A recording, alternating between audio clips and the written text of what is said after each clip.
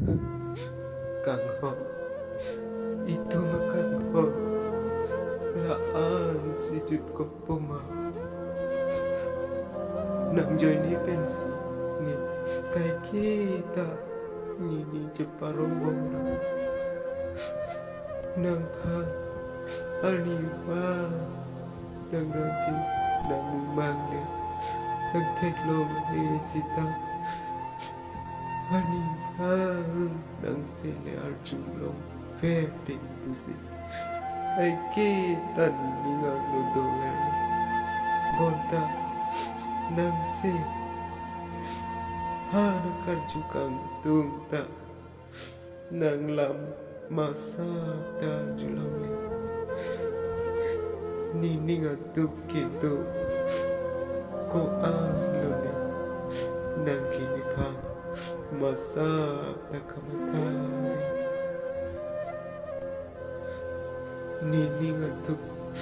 dopik ano koni nang lamte ani wa adak wa kajulong dia pan kacau ho itum anti agro kacirutan det adita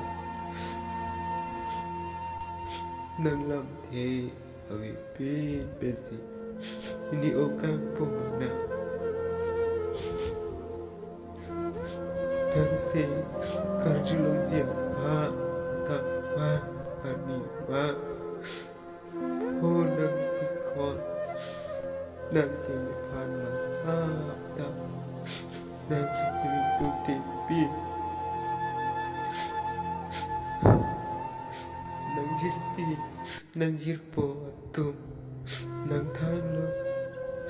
nang ningalo nipa di maklong abe pualam nang kini pa lam te isi tapachini ni las ajoy ni si pini arni ni mikri meglang nang kiklo nalo itu bagi niang bo tanah tak kecing barari nanti kiplang kipiaso niki kitu tekti haraso nangni kuson si kang samji lama ita kitu himpuar namta idon dia nangni ngalo nikang hon kitu rinrisi kewalo lepute aprangke na ajad alam ta lam te si anki na tanan jopo piniarni anki nini ngalo nang pan ho kan ho ni ngalo rindelo ni laso kang hon warun ilu nang ni ngalo nikah hola pan di maklo avelo bulute moni hem citama bahu itung kecil hon kido ni ngalo campur sono cita pute he ni kabibi mau dan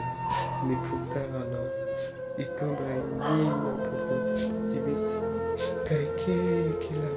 nini cepat sampun